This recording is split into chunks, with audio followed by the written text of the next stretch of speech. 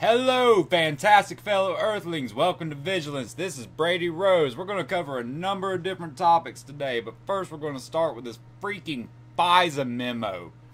Now, Nunes went on TV and in the process of almost admitting that he hasn't seen the underlying evidence behind the memo that he has put his name on, he decided to drop Trey Gowdy's name as one of the people who are being gone after for exposing what a bombshell report this memo is. So, we're going to listen to part of the interview that Trey Gowdy did on Fox News Sunday, this previous Sunday, to figure out what exactly he's feeling about what the memo is telling us and how important it is. So let's just go ahead and go straight to it. By the way, Trey Gowdy is on a little bit of a warpath, so I'm going to use the Trey Gowdy angry face for this clip. So here we go. Let me ask you this, Chris. If they relied on it half, is that significant enough for the American people to know? If they relied on it at all, do you want to know that? If you're the judge, do you want to know if a third of what you're providing to the court was paid for by a political opponent? So whether it was relied upon 80% or 20%, do you want to know that the Democrat National Committee paid for material that was never vetted, that was included in a court proceeding? Do you want to know whether or not the primary source in these court proceedings had a bias against one candidate? Do you want to know whether or not he said he'd do anything to keep that candidate from becoming elected president? Memo fight 2018. Ben Shapiro was freaking right. Okay, so obviously Trey Gowdy understands that the FISA memo is not exactly flattering, but at the same time, it's not the most damaging thing that's ever been brought up in politics. It does not discredit the FBI. It discredits two members of the FBI who later in this interview, they talked about, Lisa Page and something Struck is what we're all calling him in the media. But Trey Gowdy is saying, it's just an indictment of those two very specific people. And the fact that the right wing is attacking the FBI at all is a mistake. So here we go again, a little bit more Gowdy. After Chris Wallace asked him about people coming out earlier and freaking out about the FBI secret society. To answer briefly, don't Republicans hurt their credibility on real issues of bias when they make such a big deal about secret societies and palace codes? Yes. Republicans are the best I've ever seen at taking good facts and overstating them and therefore changing the narrative. I don't know what they meant by secret society. I didn't use the phrase. It is fair to ask them. But if it were a joke, Chris, then was it also a joke to mention the insurance policy? Was it also a joke to talk about impeachment the morning after President Trump won? Was it also a joke to say, I have no interest in participating in an investigation if he's going to be cleared? There's a pattern, and Republicans are better served by letting the text speak for themselves. I have no idea what they meant by that. I don't know if it was a joke or not. It's not my job to figure it out. These two witnesses need to come in and tell us what they meant by it, and everything else they said over the course of 18 months. Republicans would be well served. Let the text speak for themselves. Let the jury make up their mind, and quit engaging in hyperbole, which we seem to do a lot. Okay, so I have had my issues with Trey Gowdy. Y'all might not know it. I have not been broadcasting that long. I've been writing that long. So if you could find any of my old articles that are still, supported on any server. But I'm 100% with Trey Gowdy on this. It would be really, really smart if everyone would just calm the fuck down. This memo is not Watergate. It does not show that the FBI was selecting out Donald Trump or Carter Page or anybody on his team. In fact, Nunes later admitted that, Carter Page has been watched since 2013.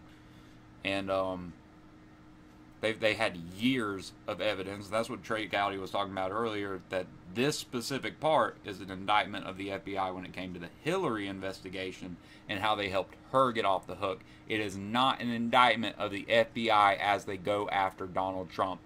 It is not. Trey Gowdy already said that. So, just one more piece from Mr. Gowdy here. Let me go ahead and find that timestamp. So, Chris Hayes was asking him, with everything that you know happened in the FBI, do you, Trey Gowdy, still trust the special investigator, Bob Mueller, to do his job correctly? And this is what Trey Gowdy had to say. 100%, particularly if he's given the time, the resources, and the independence to do his job. Chris, he didn't apply for the job. He's where he is because we have an attorney general who had to recuse himself. So Mueller didn't raise his hand and say, hey, pick me. We as a country asked him to do this. And by the way, he's got there are two components to his jurisdiction. There is a criminal component, but there's also a counterintelligence component that no one ever talks about because it's not sexy and interesting. But he's also going to tell us definitively what Russia tried to do in 2016. So the last time you and I were together, I told my Republican colleagues, leave him the hell alone, and that's still my advice. President Trump said... Okay. So, if that is not fairly definitively clear from Trey Gowdy right there, we really need to calm down. We need to let the investigation go as it needs to. Trey Gowdy also talked in this interview about whether or not Donald Trump should go speak to Mueller. And from a legal standpoint, he thinks that he should, because he is the only person who can clear up any of the accusations that are against him, is by proving his innocence. And, but at the same time, putting Donald Trump in a room with 6 people who are all trying to trap him is also a really bad idea. So it's going to be up to Donald Trump and his lawyers to figure out whether or not to testify. But at the same time, the only person who could testify to Trump's innocence is Trump. And let's not forget, throughout all of this, that Donald Trump has the power to declassify every single FISA warrant on all of the people in his campaign. He can show us exactly what information those warrants were based off of. The fact that he hasn't, it's up to you to decide. Is that an admission of guilt, or is it just being precautionary? Let me know in the comments below. I'm actually interested in knowing what you guys have to say about this.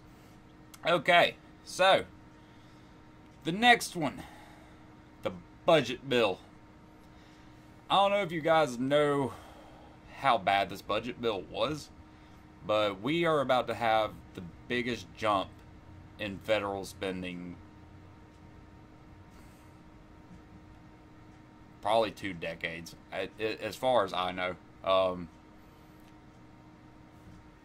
There was an attempt to rein in government spending when the Red Congress came in 2010, and it was the sequestration of federal spending. This bill gets rid of the sequester on federal spending, which was keeping it in check instead of just letting spending keep going up in proportion as it was pre-calculated to. On top of that, we have the biggest defense budget in this budget that we have had in decades. So in the military, the Pentagon said, hey, we want this much money. And then Democrats and Republicans in Congress were both like, but you need this much money. So they decided to give them extra money that the Pentagon didn't even ask for. And I only saw like 3 Republicans who came out against this in the Senate. I haven't even checked the House vote, but I do have a list of all of the so-called conservatives who helped push this. So I might go ahead and add a hashtag on this video for vote them out. Both of my senators from South Carolina are on this list, Lindsey Graham and Tim Scott. Now, I haven't helped Lindsey Graham get into office. I have helped Tim Scott get into office, but I'm not going to do it again. I am so tired of this. I am tired of always having to defend Republicans who never want to defend conservatism when it actually matters. So, look at this list, figure out which ones are from your state, and please show up and get rid of them, because they are about to explode the budget, which is going to explode debt, explode deficits, and wreck the economy. We cannot do this. Not at the exact same time that the Treasury Department is taking out $1 trillion loan, inflating the currency, and this tax break has thrown so much money into the economy that the Dow collapsed for a day. We cannot have that kind of mismanagement in government. We need to do something about it. Okie dokie. Well, now we are going to go to a clip that I missed because our last video was about the conflict in northern Syria between the Kurds and the Turks. And this is a video of John McCain when he was at the Heritage Foundation at the end of December last year.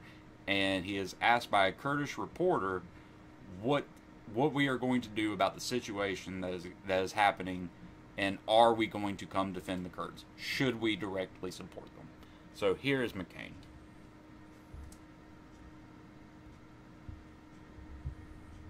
The situation there has become more and more complicated and complex as American leadership has failed. When you look at the situation in Syria as short a time ago as 5 years ago, it was basically an uprising of young people who were sick of Bashar Assad. Then the seminal moment was when Bashar Assad used chemical weapons. The President of the United States said that they'd crossed the red line, and then the President of the United States did nothing. That destroyed American credibility in the region and perhaps in the world. We now, by the way, have recent reports just in the last few days of the use of poison gas by, guess who, Bashar Assad. It was the President of the United States in 2011 that said, it's not a matter of when Bashar Assad, whether Bashar Assad goes, it's a matter of when. Does anybody in this room believe that Bashar Assad is going anytime soon? Of course not. So now we see these centuries-old rivalries, and the largest ethnic group on earth that's without a nation to call its own, the Kurds, now being very active. They're the best soldiers in the region. I say that with great respect to anybody else. They're the best trained and best equipped, and they are viewed by Erdogan, who is now using the coup as a way to assume a dictatorship, as a greater threat, or as great a threat as ISIS. And so he is attacking the Syrian Kurds as well as ISIS. And some of the people that he is attacking are people that we trained and equipped, who want to know why in the hell we're letting that happen. And meanwhile, the Russians are now, for the first time since they were thrown out of Egypt by Anwar Sadat, are now playing a major role. And they are bombing the people we trained and equipped. It's getting hard to recruit people when you don't protect them once you train and equip them. But the Kurds have this age-old ambition for their own state. And the relationship between Baghdad and Erbil has become frayed, particularly as the Iranian influence and Shiite influence has dramatically increased. And right now it's my understanding that the weapons that we are supplying to the Kurds that go through Baghdad are not being impeded. So that's not the problem that I have. The problem that I have is the treatment of the Kurds by both Erdogan and Bashar Assad, because both of them view the Kurds as an enemy. Finally, all I can say is that they're very resilient people, they are great fighters, but they are losing confidence in us when we stand by and watch them being attacked. Meanwhile, our Secretary of State goes for the umpteenth time to Moscow to chat with his buddy Lavrov and come out saying, yes, we've got just where we're right, but don't worry, we're going to reach an agreement. My friends, and finally I'll summarize. There's always seminal events that crystallize what happens, what's happening in the world. And the refugee situation was crystallized with the body of the little boy that was washed up on the beach. The picture of the little boy sitting in a chair, covered with dirt and blood, it was on the front page of every newspaper in the world, crystallizes the American failure to lead.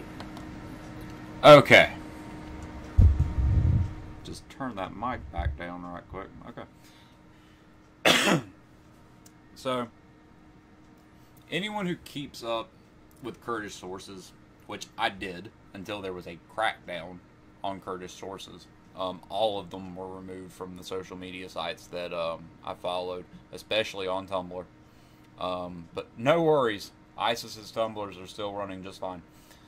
But the chemical attacks are very difficult to purport. From the first attack in Gouda, which is the one that we all saw in Western media, ends up that was a chemical weapon that had been fired from al-Nusra and from al-Nusra's territory, and it was definitively proven that it wasn't Bashar Assad. And time again, there have been chemical attacks that have been blamed on Bashar Assad that have been proven wrong and were not Bashar Assad. Now, don't get me wrong, Bashar Assad is a dictator. Emphasis on the dick. But at the same time, I'm not going to lay these charges on him if he did not do it. Like, he is a tyrannical leader, yeah. Have you ever tried to rule over the people who are now part of al-Nusra and ISIS and what was once the decent FSA until they eventually corrupted as well? Can you imagine trying to lead that? Like, don't get me wrong, I know that there are plenty of moderate Syrians. I mean, there are fantastic people in that area of the world. But there are some people who can't be governed. And when they start murdering other people, you have to start murdering them back. So, I don't know how much of it to really blame on Bashar Assad. But I do know that during peacetime, he has also been a tyrant, and that is completely unacceptable. Okay, so we're going to go over 2 more pieces of news, I think. Okay, 1. The Church Committee. Does anyone remember the Church Committee? This was a government committee that was established to figure out whether or not the agency, the Central Intelligence Agency, had infiltrated American media. Guess what the finding of the report was? Of course! So, just recently, we had a couple, let me just tell you this. There was a MSNBC anchor who was caught up in a lie about Russiagate. His name is Ken Delinian. He's a spook. Now, if you don't keep up with wearechange.org, you can go over to their YouTube channel. Check them out. They are amazing. Check out Luke and Jason. But one time, Luke did well, not once, several times, he has done ambush interviews on Anderson Cooper. Now, Anderson Cooper, in one of his own books, admitted that he was a CIA-trained spook, and that he was a plant into American media. But we all act like he didn't write it, and even Anderson Cooper, today, acts like he didn't put it in his own book. He is an agency-trained spook who was planted in American media. He admitted that in his own book. Well, now we have something even worse, and it's yet another problem with MSNBC. MSNBC has taken former CIA Director John Brennan and has made him the Senior National Security and Intelligence Analyst for MSNBC. Isn't that wonderful? Operation Mockingbird is still alive and well. The intelligence apparatus is still trying to control every single word that you hear in media. And if they can't do it through censorship, they will directly send a spokesperson to indoctrinate you. So, I mean, I don't watch MSNBC. I don't watch any mainstream media anymore. I watch like 4 things. I watch We Are Change, of course, just did their plug for you. Daily Wire, only Ben Shapiro and sometimes Andrew Klavan, never Michael Knowles. God, I hate Michael Knowles. And I watch Young Turks main hour with Jank and Anna. And I do this so I can... Oh, yeah, and Rubin Report. I still watch Rubin Report. And I do this so I can try to get as cohesive and accurate of an opinion as possible. And I know that that is not popular in America. People don't care about accuracy, they just care about partisanship. But I watch these shows, and instead of broadcast media, because broadcast media is full of these plants, these people who are put there to give you a very specific narrative and not let your mind deviate from that narrative. That's why so many people have lost faith in this Russiagate thing, even though there probably is a Russiagate. There probably is a Russiagate. I don't know how directly it ties to Donald Trump, but I know for a fact that several members of his cabinet were involved in this. But they want to nitpick every little thing, and even things that have been proven wrong. Even things that have been proven wrong. And that's a problem. Don't report lies just for propaganda. And now we have this spook, the director of Spooks, who is coming on to MSNBC to indoctrinate and propagate all of these statist bullshit ideologies into your head. So, if you haven't stopped watching mainstream media, go ahead and stop watching mainstream media. Because there are spooks everywhere. And odds are, they're your favorite hosts on that channel. Okay. One more story. And it's good news. I needed to put this in here as a little bit of lightheartedness at the end. Elon Musk, who is a genius, a madman, a man who straddles the thin line in between, has built a car, built a rocket, put the car into the rocket, and then shot it into orbit. So from now on, there is going to be a SpaceX car, a Tesla car in a SpaceX capsule that is permanently orbiting around us. And just as an added message to lighten up the mood even more, this was probably my favorite part about the whole launch, is what was written on the circuit board.